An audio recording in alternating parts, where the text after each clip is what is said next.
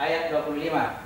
Ayat 25. Dan goyanglah pangkal pohon kurma itu ke arahmu, niscaya pohon itu akan menggugurkan buah kurma yang masak kepadamu. Ya, lihat. Saya ulang lagi intinya. Cara Allah menurunkan rahmat kepada Zakaria. Maryam sudah mengandung Isa.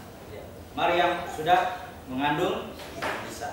Maryam sudah mendekati buah atau mendekati pohon, diperintahkan kepadanya, goyang pangkal pohon kurma ke arahmu. Di mana Maryam? Di atas. Di atas. Ya, kan belum diturunkan ya. Masih tadi duluan turun itu siapa? Jibril duluan turun. Maryam masih ada di atas. Goyang pangkal pohon kurma ke atas. Bagaimana caranya digoyang? Ya, ini gerakan ke atas dengan cara menelan. Ketika menelan, apa yang terjadi? Buah kurma akan berjatuhan. Buah kurma yang sudah masak ini akan berjatuhan kepadamu. Apa itu buah kurma? Pengetahuan, rahmatnya Tuhan, ilmu.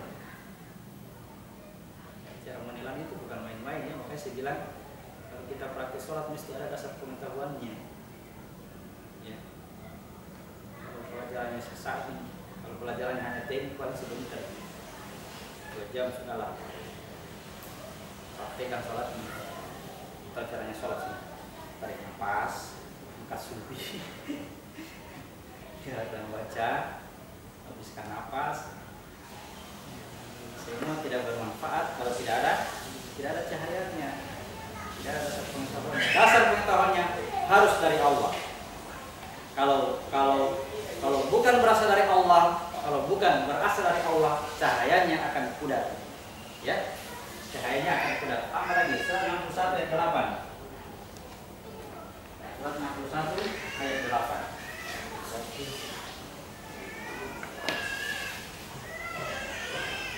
Mereka hendak memadamkan cahaya agama Allah dengan mulut ucapan-ucapan mereka, tetapi Allah tetap menyempurnakan cahayanya meskipun orang-orang kafir membencinya.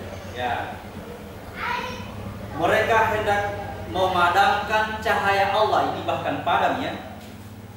Memadamkan cahaya Allah dengan mulut mereka. Bagaimana maksudnya itu? Misalkan Allah katakan, dalam firman-Nya, ya, dalam firman-Nya, la ilaha illallah, la ilaha illa ana fa'buduni. Tiada Tuhan selain aku. Tiada Tuhan selain aku. Ini kata Tuhan. Lalu dengan mulutku saya katakan, tahu enggak? Tiada Tuhan selain Allah. Langsung yang terima itu tuh, ternyata itu kepalanya mengatakan tiada Tuhan selain Allah. Nah, kata-kata ini tidak ada cahaya. Dipahami? Dari mana kita dengar begitu? Dari Pak Yusuf. Apa dikatakan? Apa yang dikatakan? Tidak Tuhan selain Allah. Bukan perkataannya Yusuf itu, perkataannya Tuhan itu. Gara-gara penyampai ini, akhirnya cahaya Tuhan jadi pudar. Orang mengaplikasikan tidak ada cahaya yang gelap-gelap. Saya sudah praktikkan sholatnya ini, Ustaz. Dari sudah 2 tahun yang lalu saya kerjakan, tidak ada hasilnya. Siapa ajar sholat? Pamir Johan, Pamir Johan mengajar. Pamir Johan ajar. Tidak ada cahayanya, tertutup oleh Amir Johan. Amir Johan itu katakan itu Al-Quran yang disampaikan. Kenapa bukan Al-Quran yang kita pelajari? Makanya dibahasakan sebenarnya itu Allah hendak tetap mempertahankan cahaya ini, tetap menyinari manusia dengan cahayanya, meskipun orang-orang kafir tidak menyukainya. Kenapa dikatakan orang kafir tidak suka? Yang mana orang kafir? Ini lagi. Kenapa dia tidak suka? Lihat. Saya tuh yang sampaikan. Yang sembarang berguru kalau tidak izin dari saya.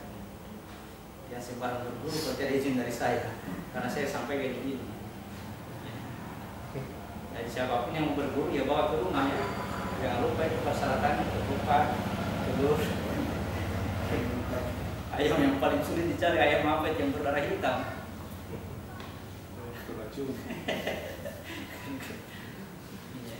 Cahaya Allah pudar gara-gara ya mereka hendak ya ini. Memang dia. Makanya seorang ulama besar tidak akan pernah menampakkan dirinya. Seorang ulama itu tidak akan menampakkan dirinya. Kita itu jangan terpengaruh, sebenarnya itu tidak ada pendapat ulama, tidak ada pendapat ulama. Ulama berpendapat, ulama itu tidak ada pendapatnya itu ulama selalu bahasa Tuhan bawa. Ya, bahasa Tuhan. Kalau ada pendapat selain daripada bahasa Tuhan, tunggu dulu. Yang bukan dari Tuhan pasti hawa nafsu. Ya.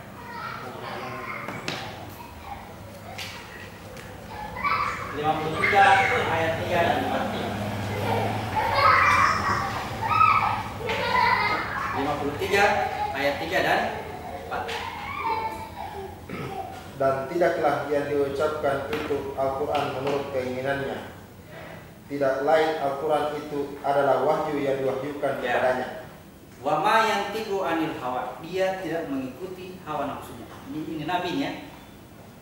Wa ma yantiqu anil hawa. In huwa illa wahyu. Yang dia ikuti itu, yang dia ucapkan, yang dia kerjakan, yang dia contohkan, semua itu wahyu dari Tuhan. Ya, semua wahyu dari Tuhan. Bukan mengikuti hawa nafsunya. Jadi yang bukan dari Tuhan adalah hawa nafsu. Dibahasakan, seandainya Al-Quran ini bukan dari Tuhan, kalau bukan dari Tuhan dari mana? Dari hawa nafsu. Pasti mereka menemukan pertentangan yang banyak di dalamnya. Nah, iya. Kenapa pertentangan? Karena hawa nafsu. Ayat ini bertentangan dengan ayat ini, pasti bertentangan. Kenapa? Karena kita membacanya dengan hawa nafsu. Jelas nih. Kalau ini semua dari Allah ini, tidak mungkin ada pertentangannya. Tapi bagaimana ini Pak? Satu perintah bunuh diri, satu dilarang bunuh diri. Tadi itu salah satu perintah yang Nabi Musa tadi yang juga tulis. Ini ya, perintahnya Nabi Musa, bunuhlah dirimu. Ya, bertobatlah kamu dan bunuhlah dirimu. Niscaya Tuhan akan mengampuni, Tuhan akan mengampunimu. Surat 4 ayat 29. 4 ayat 29. Wahai orang-orang yang beriman, janganlah kamu saling memakan harta sesamamu dengan jalan yang batil atau tidak benar, kecuali dalam perdagangan yang berlaku atas dasar suka sama suka di antara kamu. Dan janganlah kamu membunuh dirimu, sungguh Allah Maha Penyayang kepadamu. Dilarang bunuh diri. Ya. Satu larang bunuh diri, satu perintah bunuh diri. Bagaimana ini? Umatnya Musa perintahkan bunuh diri. Orang-orang beriman jangan bunuh dirimu. Bertentangan ya. Karena hawa nafsu yang membaca.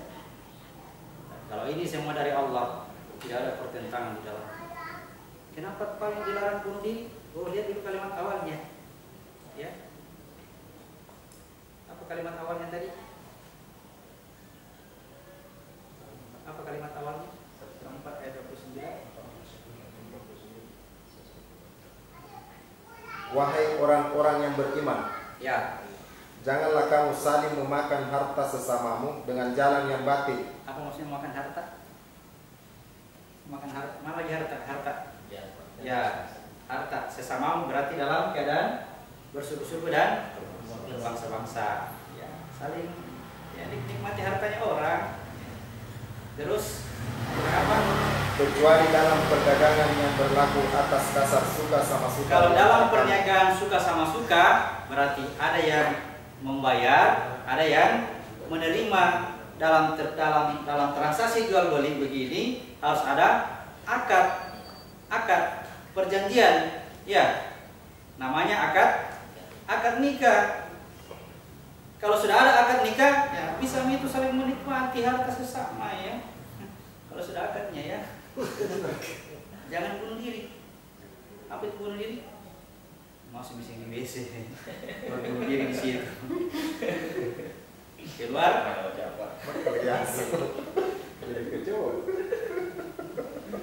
itu dilarang bunuh diri kayak begitu. Makanya dimasakan nikahkanlah orang-orang yang sendirian. Ya, kalau sudah siap untuk menikah, nikahkan, nanti tidak bunuh diri. Harus sudah syarat perniagaan, suka sama, ya jangan dipaksakan. Ya. Nah, istilah perjodohan sebenarnya Islam tidak mengajarkan. Kalau mau dijodohkan, bikin dulu dia suka sama suka apa tidak. Kalau suka sama suka lanjut. Tapi kalau dipaksa, kalau tidak mau itu banyak apa yang buat sekali. Karena utang, ini baik. Satu hari ini. Masih ingat? Ya, lanjut. Ayat berapa lagi? Oke, sudah ini. Jadi hadis Nabi itu semua wahyu dari Tuhan. Apa yang dikatakan oleh Nabi, apa yang dikerjakan oleh Nabi, apa yang disetujui oleh Nabi dalam setiap perbuatan yang dia sendiri lakukan, tapi dia setujui. Itu semua bimbingan wahyu dari, dan seluruh wahyu itu ada dalam Al-Quran. Jadi jangan dibahasakan hadis itu penyempurna Al-Quran. Tidak. Hadis itu menjelaskan semua perumpamaan yang ada dalam Al-Quran. Kalau itu menjelaskan Al-Quran boleh. Tapi dibilang menyempurnakan Al-Quran, ya. Contohnya apa? Contohnya kalau kita berwudu, mana ayat yang menjelaskan tentang wudu dalam Al-Quran? Tidak ada itu dalam Al-Quran, hanya ada dalam hadis. Tangan berkumur, diri mencuci muka, rambut, ada dalam Al-Quran. Kita sudah baca semua Al-Quran. Yang sudah kita paham semua. Paham apa maksudnya alif lam mim? Itu hanya Allah yang tahu ya, siapa tahu di situ. Karena ini tidak ditahu, Nabi contohkan cuci tangannya, berkumur-kumur untuk menjelaskan yang ada di situ. Jadi jangan katakan Al-Quran belum lengkap. Salah, Al-Quran sudah sempurna, jadi ini sudah sempurna. Masih banyak yang kita belum paham. Dan untuk memberikan pemahaman ini, ya datanglah Rasul yang orang Arab, notabene orang Arab, berbahasa Arab, untuk menjelaskan, untuk membacakan kepada mereka Al-Quran. Membacakan Al-Quran. Surat 27 ayat 91 sampai 92.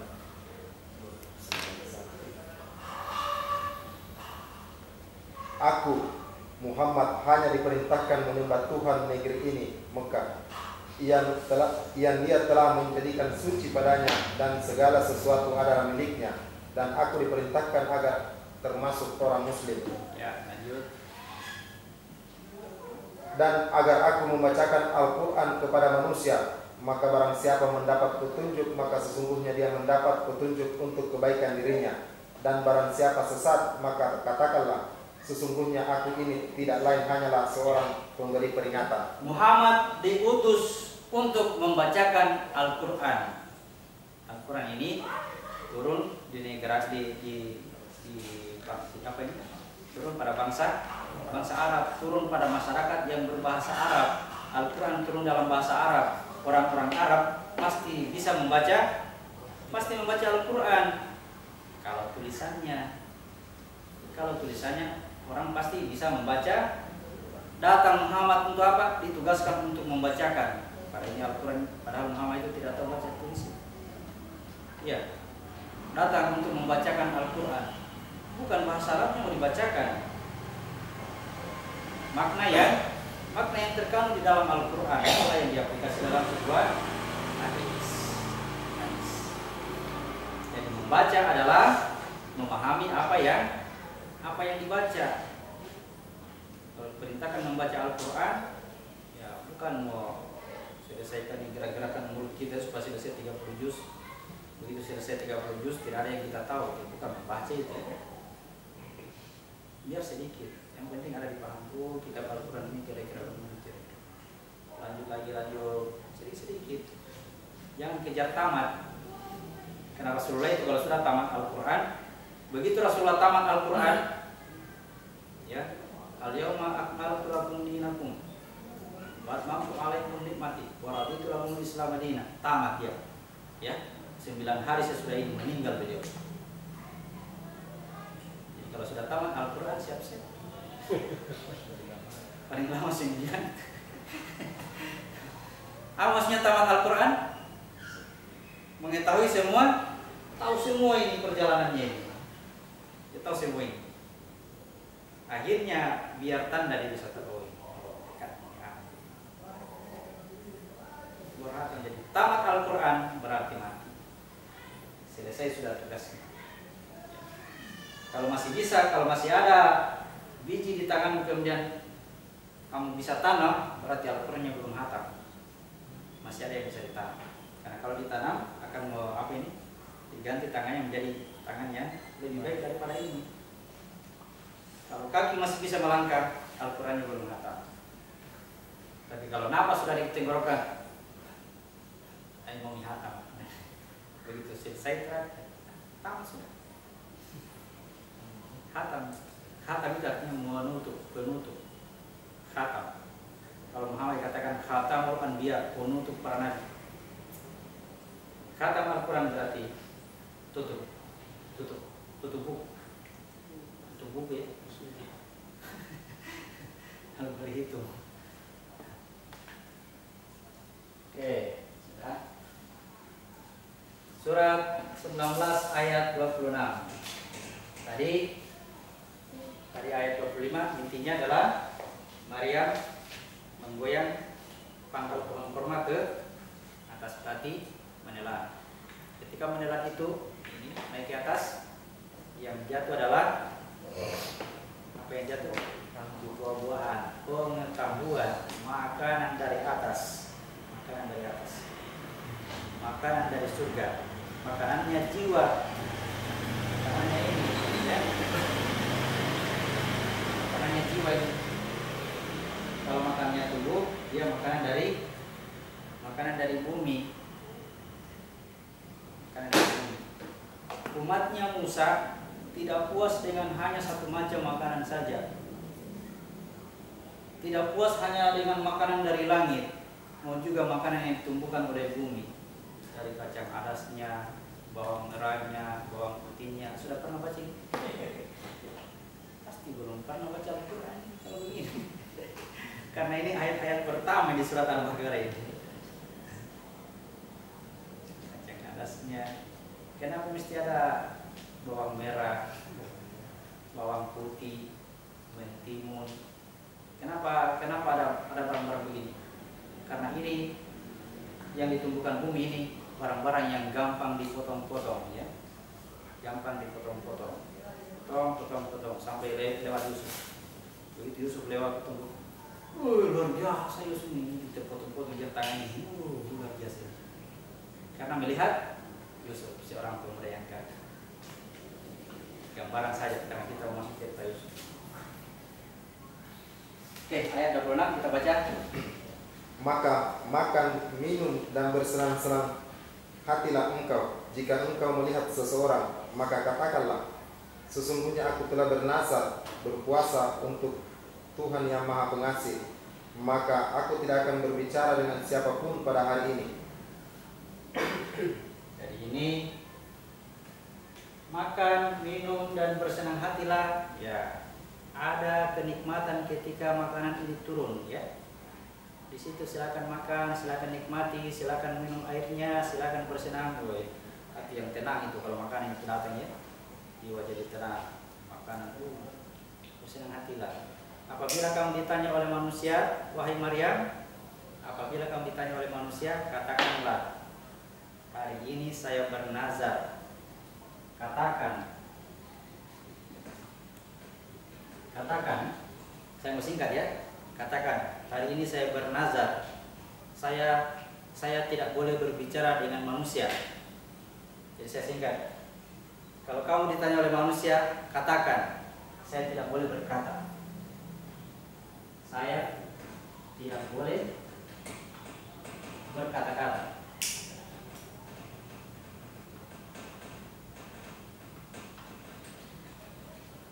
Saya singkat ya, supaya mudah kita paham. Ini perintah Tuhan melalui malaikat Jibril tadi. Maryam, kamu sudah mengandung Isa, ya. Kamu sudah mengandung Isa. Kamu akan melahirkan Isa, ya. Kalau kamu sudah melahirkan Isa, lalu ditanya oleh manusia, katakanlah, saya tidak boleh berkata-kata. Bagaimana aplikasinya itu?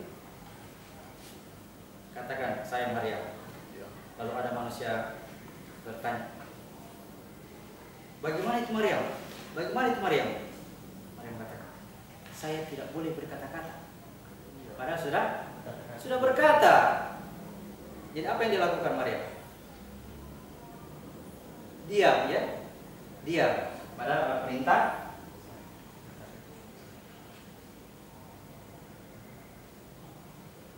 Katakan. Kul, itu perintahnya. Kul, katakan. Saya tidak boleh berkata-kata. Wih, berkata itu. Jadi perintah kul, katakan, artinya menyatakan bahwa kamu dilarang gitu. Kul, katakan. Itulah tugas kehalifan. Sebut-sebutlah nama Tuhan pada pagi dan petang. Ini sebut nama Tuhan pagi dan petang. Mulai dia sebut-sebut. Ar-Rahim sampai dia Al-Malik, Al-Qudus, la ilaha illallah. Bukan begitu ya. Katakan. Artinya dinyatakan melalui begitu Maryam ditanya, dia diam.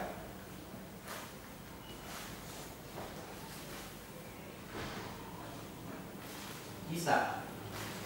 Ini Maryam. Bungkusnya adalah Maryam.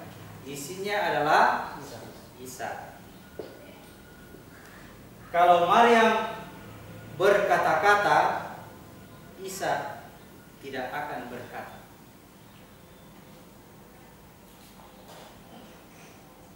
Kalau Maryam berkata-kata, Isa tidak akan berkata. Kalau Maryam diam, lalu Isa yang berbicara. Apapun yang dikatakan Isa adalah kebenaran. Lari ke sini, lari ke sini.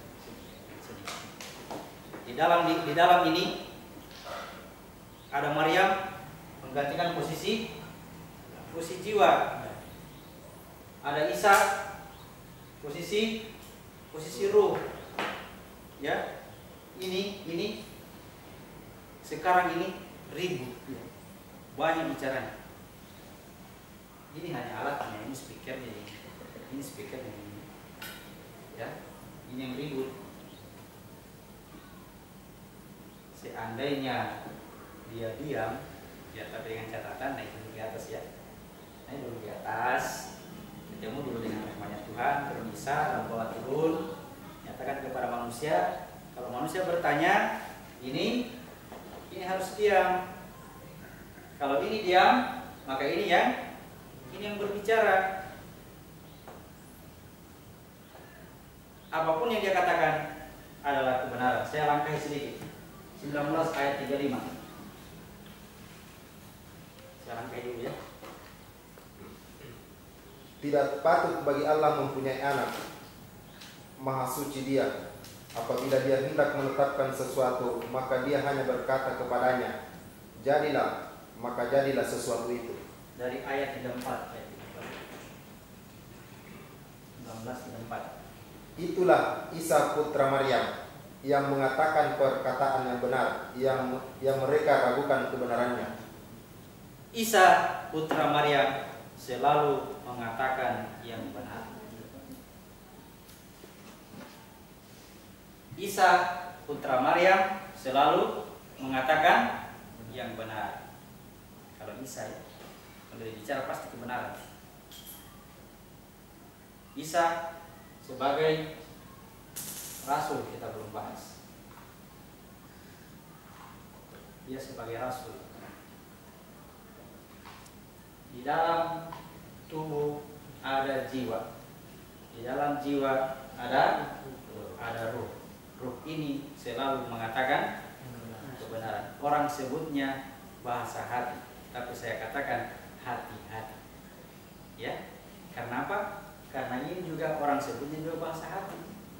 pada dirinya Allah ilhamkan kefasikan dan ketakwaan. Dari mana ilham kefasikan?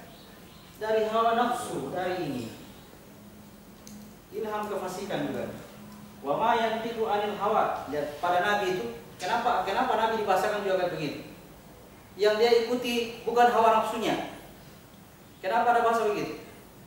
Karena Nabi punya jasad. Ya. Punya hawa nafsu.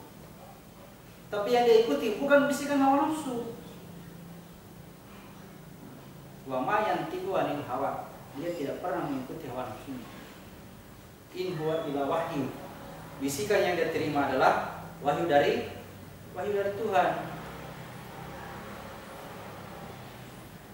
Pada jiwa ini ada dua bisikan. Ada bisikan hawa nafsu, ada bisikan takwa. Aku ilhamkan kepada jiwa itu, ilhamkan kefasikan dan ketakwaan. Kalau ini bahasanya bisa, pasti kebenaran. Persoalannya sekarang bahasanya Isa, kita belum pernah dengar. Ya, kenapa kita belum pernah dengar? Karena kita juga belum kenal siapa itu Isa.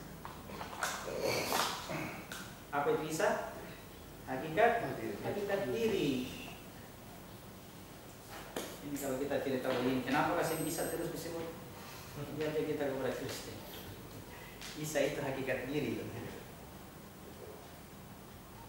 Dalam Al-Quran banyak cerita Isa. Inilah Isa. Dan Isa sekarang ada dalam yang sekarang coba kita, ya biasa kalau kita merenung, ya sebenarnya itu ada suara. Ya. Seandainya kita catat, umpamanya mau tidur, biasanya itu kalau mau tidur, pas mau balik, mulai bicara, seandainya dicatat ini semua kata-katanya ini, itu tetangga di sini itu perang ya, kalau di sini bisa hawa nafsu ini, ya, maksud dia ngomong sampah sembarangan di depan rumah lain masih, nggak tetangganya kurang ajar, bisikan ini dia supaya menjadikan dia berselisih dengan tetangganya. Tidak pernahkah dengar bisikan yang bagus? Bisikan yang bagus-bagus cuma relatif ya. Artinya relatif itu kebaikannya seperti apa? Kalau ini apapun yang dia katakan pasti sesuai dengan Al-Quran.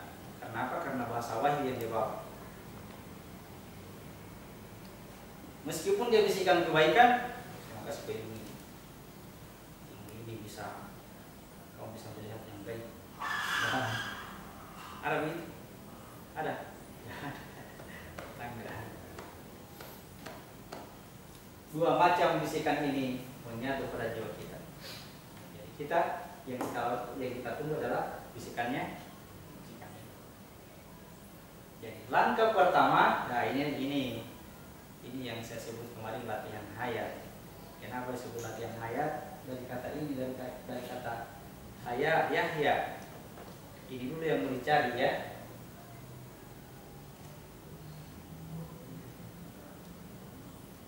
Dari, perhatikan, kita baca, saya membahas tentang hayat sedikit, gambar sebelum kita lanjut. Membaca surat 7 ayat 172. Ini sebenarnya gambarnya dari belakang, tidak kalau bukan tulisnya di balik. Dan ingatlah ketika Tuhanmu mengeluarkan dari sulbi tulang belakang anak cucu Adam keturunan mereka, dan Allah mengambil kesaksian terhadap ruh mereka seraya berfirman, bukankah aku ini Tuhanmu? Mereka menjawab, betul, Engkau Tuhan kami. Kami bersaksi, kami lakukan yang demikian itu agar di hari kiamat kamu tidak mengatakan, sesungguhnya ketika itu kami lengah terhadap ini. Ya, di situ diartikan ruh, ya, diambillah kesaksian terhadap ruh mereka. Di terjemahan yang lain, diambillah kesaksian terhadap jiwa mereka. Maka saya mau sebut ruh atau jiwa tidak bisa masuk di situ. Tidak bisa melakukan alas. Alas berapa hukum? Apakah ini Tuhanmu?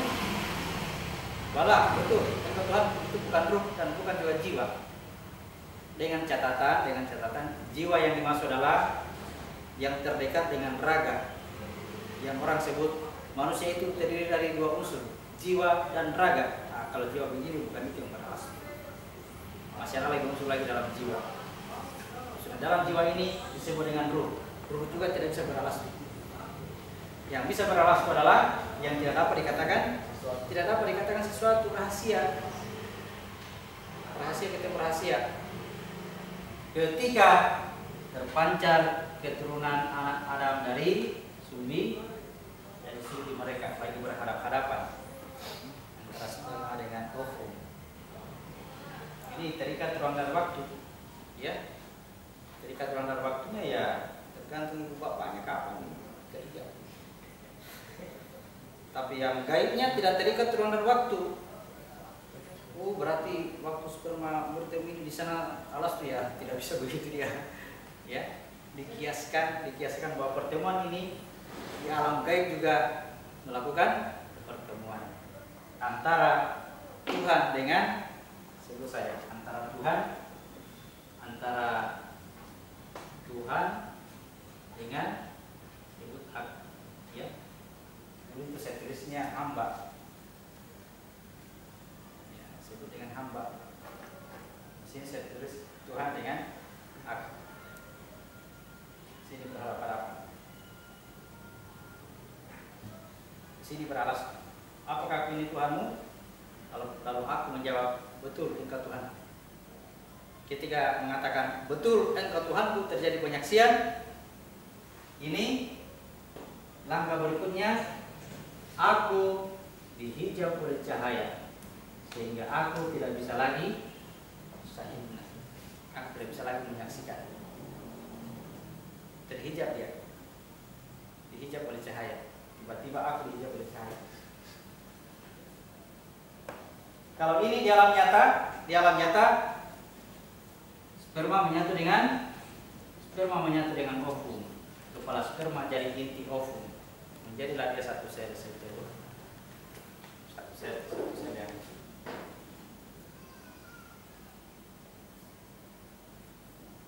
ini ditinggalkan di rahim. Ini tinggal di rahim. Ini tinggal di surga.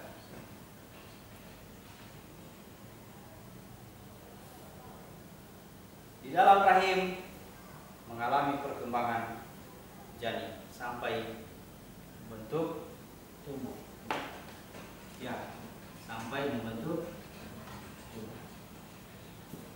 Di surga yang tidak ada ikatan roh dan waktu entah kapan. Bukan hitungan waktu, 1 miliar tahun yang lalu, tidak begitu ya. Tidak ada waktu yang bisa membatasi dia. Bahasanya itu selalu sekarang. Dia mengalami penyempurnaan jiwa.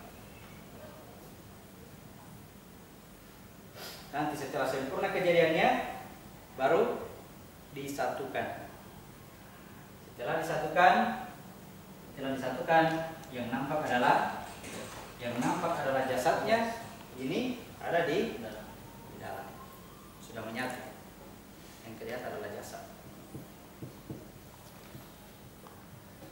Perhatikan kata ya, setelah sempurna kejadiannya, lalu tiupkan rohku kepadanya. Ini roh ini masuk ke dalam tubuh. Pertanyaannya, sebelum sempurna kejadiannya masih berbentuk sperma dengan ovum, masih berbentuk seperti ini, belum sempurna. Secara biologis, hidupkah dia? Hidupkah? Ya hidup. Kalau tidak hidup tidak bisa. Ya, belum ditiupkan roh kepadanya, tapi dia sudah mengalami perkembangbiakan ya, sudah mengalami pertumbuhan ya, sebut begitu, mengalami pertumbuhan secara biologis disebut dengan hidup. Barang itu hidup.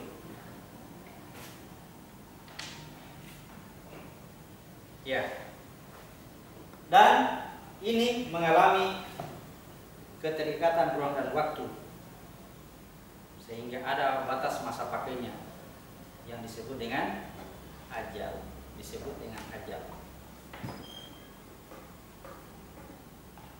Jika suatu ketika sebelum ajalnya tiba-tiba ini terurai menjadi dua, ya, terbagi, bisakah dia hidup? Bisakah jasad itu tetap hidup? Bisa, karena dari awalnya adalah ya belum menyatu, dia juga sudah hidup. Dan kalau dia bisa berpisah dalam kondisi belum sampai ajal kepadanya, belum sampai masa pakainya tiba, berarti ini masih bisa hidup. Itulah yang dipakai orang ilmu keluar ilmu. Di dalam Al-Quran kita dilarang pakai ilmu seperti ini. Adalah mengenali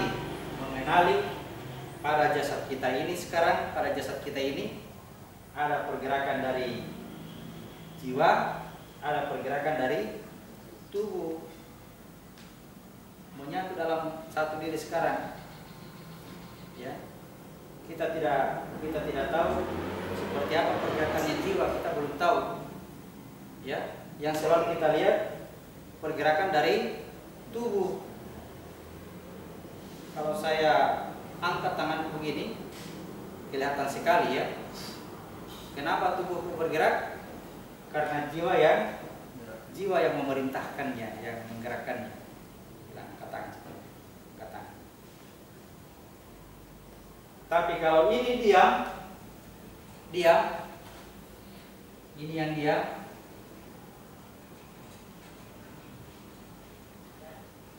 lalu tubuh bergerak tanpa perintah ini, bisakah dia bergerak tanpa perintahnya? Dari awal dia sudah, dari sini dia sudah bergerak, tidak ada yang atur, tidak ada yang perintah. Ya, nanti sudah masuk ini baru bisa diatur-atur melangkah ini, memaju, kan? Sudah ada ini. Tapi sebelum ada ini, tendang mamanya, karena belum ada yang mengatur. Mengetahui pemisahan antara gerak lahiriah dan gerak batinnya inilah yang dipelajari dalam diistilahkan ilmu hayat. Membedakan gerak lahiriah dan gerak batinnya. Latihan pertama mencari seperti apa jasad ini kalau tidak diperintah oleh ini, kalau tidak diatur-atur, seperti apa gerakannya. Kalau tidak diatur, dibebaskan dia bergerak. Bebaskan dia bergerak tanpa saya atur. Ini kan aku ada di sini ya. Aku ada di sini. Biarkan dia bergerak tanpa saya atur. Apa yang terjadi? Gerakan kacau balau, jungkir balik. Ya. Apakah latihannya hanya sampai di sini? Tidak. Itu baru penentuan untuk memisahkan bahwa ternyata dia bisa tidak terikat, bisa tidak menyatu dengan jasad. Harapannya adalah bukan ini yang diperintah untuk apa ini, bukan ini yang bergerak, melainkan ini. Diharapkan ini bergerak tanpa ada ikatan dari jasad.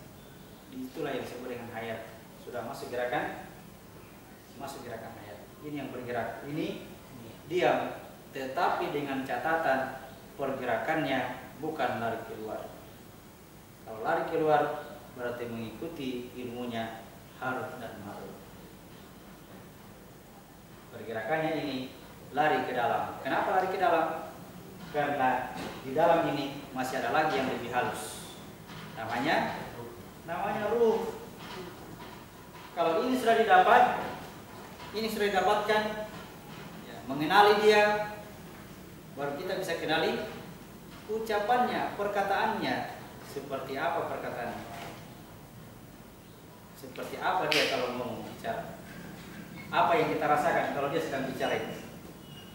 dan apa yang kita rasakan kalau Maryam yang berbicara. Ya, dibedakan ini ya. Perlu latihan. Apakah Rasulullah pernah melakukan latihan seperti itu? Ya, mungkin orang akan menjawab tidak pernah. Tapi tidak ada yang bisa menjawab. Apa yang dia pikir Rasulullah di Gua Hira sendiri ya? Apa yang pikir di sana? Pergi bertafakur diam. Ya, ceritanya diam. Karena diam mesti kedatangan malaikat Jibril. Jadi latihan kita ini ya latihan tafakur di Gua Hira.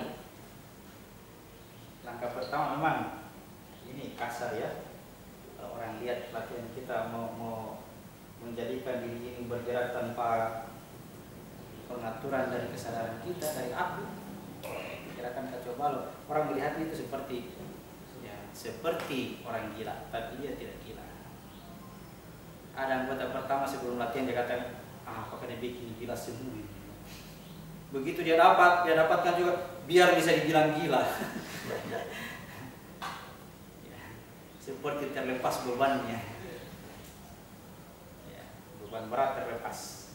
Karena ini dia biarkan bergerak sendiri. Saya bilang latihannya tidak sedikit. Ya, jangan puas sampai di situ karena yang diinginkan ini butuh waktu yang lama. Tapi ya butuh ketekunan. Harus tekun dalam latihan. Ketika ya ini didapatkan, mau lari kemana, tetap akan mengikuti rumus ini selama praktek sholatnya dikerja yang baik.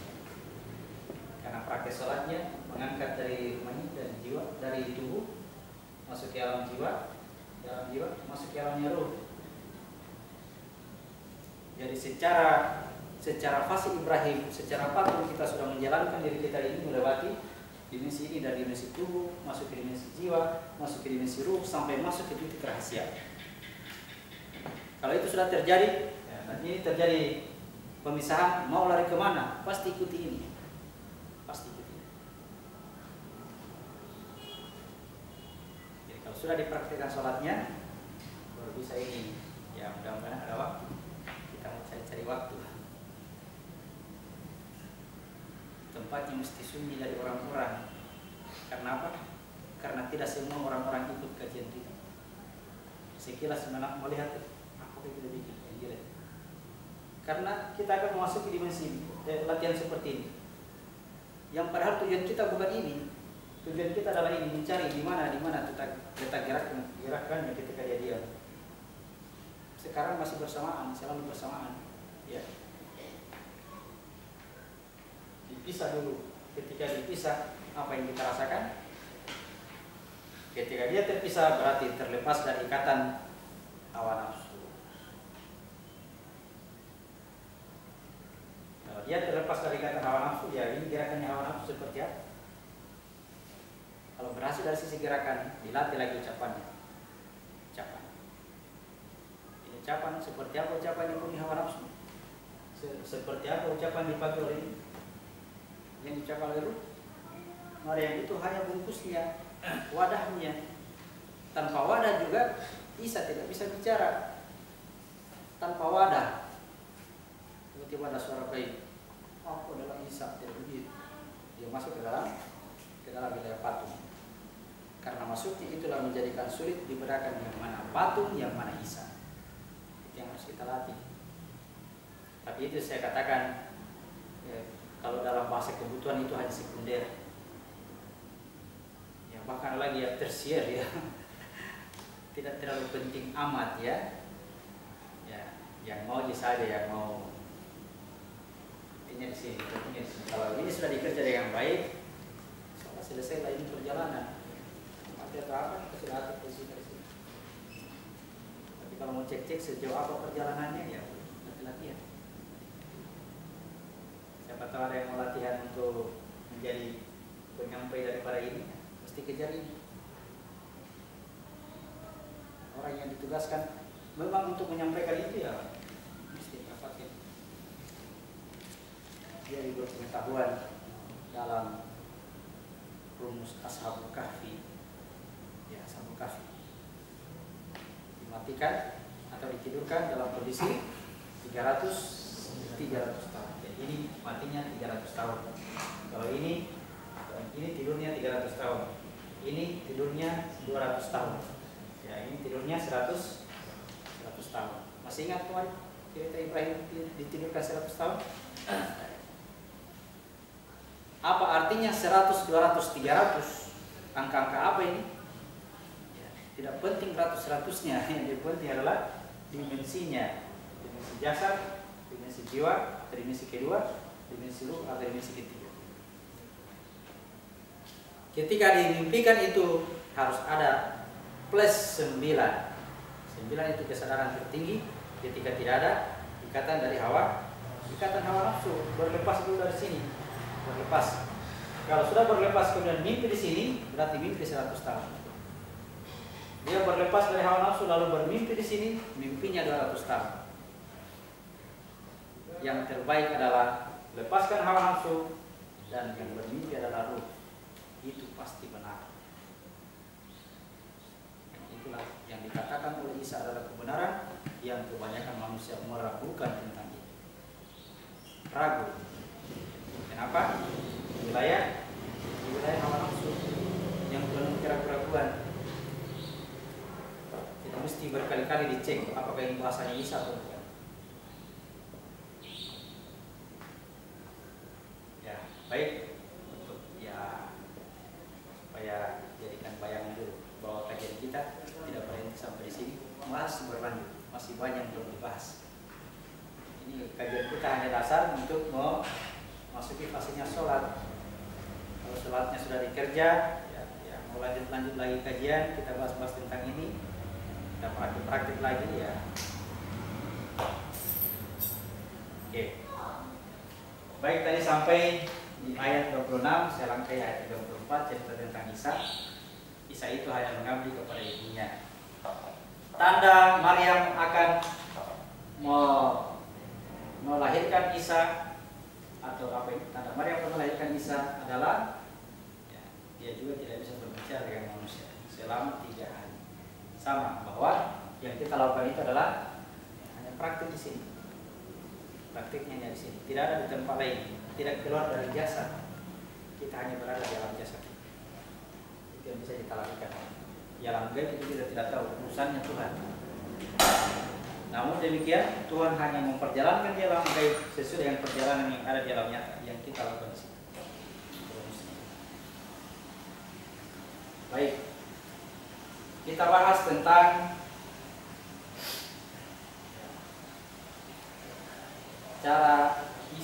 cara umatnya Isa atau cara Isa meminta hidangan. 10 menit lagi ya. Surat 5 ayat 112.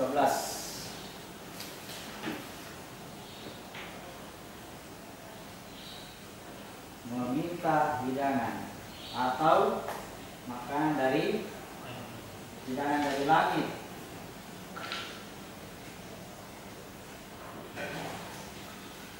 Tetangga bilang, ada juga yang terjemahkan malah tafsirkan bahwa yang diminta oleh Isa pada waktu itu adalah roti. Ya, kalau kita putar YouTube itu ada sempat terjadi dialog dengan salah seorang pesantren di rumahnya Pak Karnawan. Dia sempat katakan di situ ayatnya sudah jelas, tidak perlu lagi ditafsirkan bahwa makanan pada waktu itu betul-betul turun dari langit berupa roti. Kalau mau berhenti saja, tidak bisa ditafsirkan ya sudah. Pertanyaannya, untuk apa buat saya? Apa gunanya kalau makanan itu berupa roti? Umatnya Isa, Isa mampu menurunkan hidangan dari langit berupa roti. Apa gunanya buat saya? Paling-paling saya jadikan cerita. Kita tahu makanan apa yang diminta oleh Isa? Roti. Terus untuk apa roti? Ya. Kalau di sini mesti ada gunanya itu roti. Itu roti jangan disimpan di kepala. Ya. Jangan disimpan di kepala itu roti. Kalau kita maknai ini, ya kita mengajarkan anak-anak itu bukan hafalan. Anak-anak itu diajarkan praktek aplikasinya. Kalau begini yang kamu lakukan lebih baik daripada nak sudah berapa juz kamu hafal nak. Saya tidak larang ya, saya tidak lecehkan, tidak. Tapi kalau kita berpikir tentang yang lebih baik daripada itu adalah diajarkan anak-anak untuk berpraktik, beraplikasi. Kalau itu ya sama dengan